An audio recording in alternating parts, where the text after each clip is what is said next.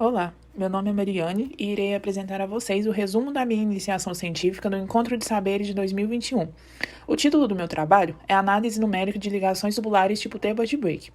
Fui orientada pelo professor Vinícius Neixo Alves e co-orientada pelo mestre Gilney Afonso. Minha apresentação será estruturada em introdução, objetivo, justificativa, metodologia, referenciais teóricos, modelo numérico, resultados e, por fim, agradecimentos. As treliças são formadas por unidades triangulares conectadas por nós, podendo formar treliças planas especiais ou multiplanares. Quando essas unidades triangulares são dispostas em um plano só, tem-se a treliça plana. Já as treliças especiais são formadas por duas malhas, uma inferior sendo banda inferior e outra superior sendo banda superior. E essas malhas são interligadas por diagonais, formando um conjunto de tetraedros ou pirâmides, assim como é mostrado na primeira foto. As ligações em perfil tubulares são classificadas de acordo com o encontro entre o banzo, montante e diagonal. A segunda figura ilustra a nomenclatura utilizada entre algumas dessas ligações. Nesse estudo será abordada a ligação do tipo T, que é um caso particular da ligação do tipo Y, isso é, em que o ângulo entre a montante e o banzo é de 90 graus. As ligações tipo T conectam os elementos estruturais formando um ângulo de 90 graus. Essas ligações geralmente são soldadas e podem conectar perfis com diferentes seções transversais, como mostrado na primeira figura. Agora vamos dar foco nas ligações tubulares tipo T-Buddy-Break, pois será o estudo dessa apresentação. Elas surgiram com o pretexto de solucionar o encarecimento contínuo de construções civis e, da mesma forma, proporcionar mais vantagem resistiva às estruturas. As ligações Buddy-Break são caracterizadas por rotações de 45 graus nos eixos do montante e ou do banzo, sendo definida pelos diferentes nomes dependendo do tipo de rotação, como é mostrado na segunda figura do slide. Nesse trabalho, iremos estudar as ligações T-Buddy-Break, que terá o giro de 45 graus em torno do eixo da montante, e terá o banjo circular.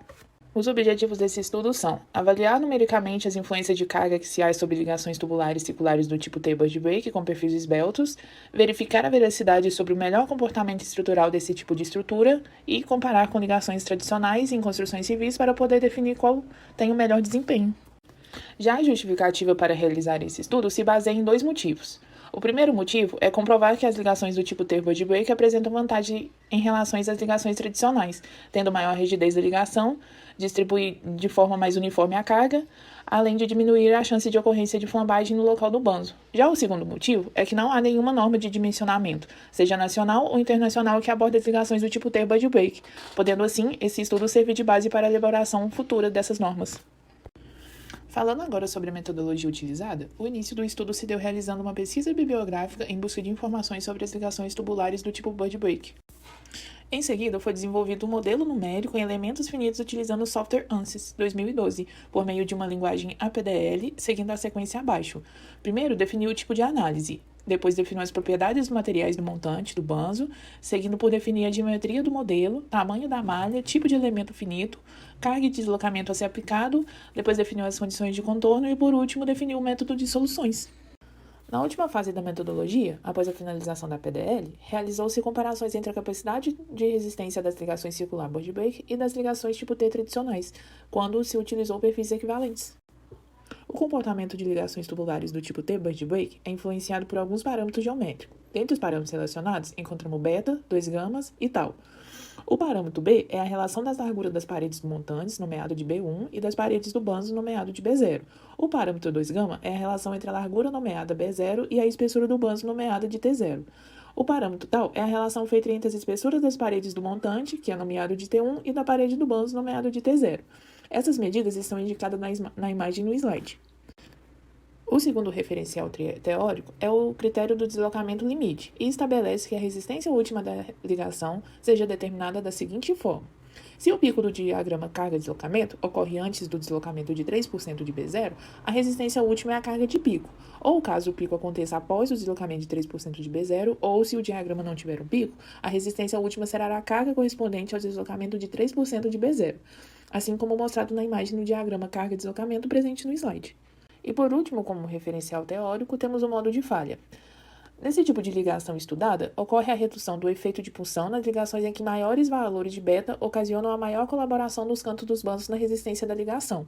Segundo estudos, a ligação Square Buddy-Break sofre o efeito de falhas conhecido como flambagem, e a ligação Diamond Buddy-Break sofre comumente o efeito de flexão da montante. Falando agora sobre o modelo numérico, o elemento finito escolhido foi o Shell 181. Este elemento possui bons resultados ao ser utilizado em casos em que uma dimensão em uma direção é relativamente pequena em relação às outras duas, além desse elemento ter um baixo custo computacional. Os materiais utilizados no modelo computacional possuem as propriedades que estão listadas nesse slide. O comprimento do bus é igual a 840 mm e possui largura de 140 mm. Já a montante tem o comprimento definido como 500 mm medido a partir da aresta superior do banzo. O raio de dobramento é 2 vezes a espessura do perfil, sendo igual a 1,6 mm para o montante e para o banzo. A malha foi adotada como do tipo malha livre, dividindo o modelo em elementos de 10 mm, sendo totalmente uniforme. Além disso, há uma pequena deformação na malha próxima ao encontro do banzo com o montante.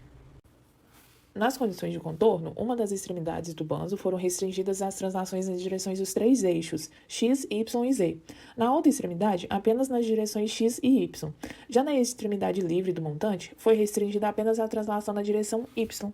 Utilizando uma representação gráfica dos valores de cargas versus deslocamento relativo, são apresentados os resultados numéricos do modelo com o parâmetro beta variando entre 0,4, 0,5 e 0,6 e o parâmetro 2 gamas variando entre 40 e 60. A conclusão tirada daqueles gráficos foi que o comportamento carga-deslocamento da maioria dos modelos não apresenta um pico, e para todos os tipos de ligações estudadas, observa-se que com o aumento de beta, a capacidade de carga aumenta.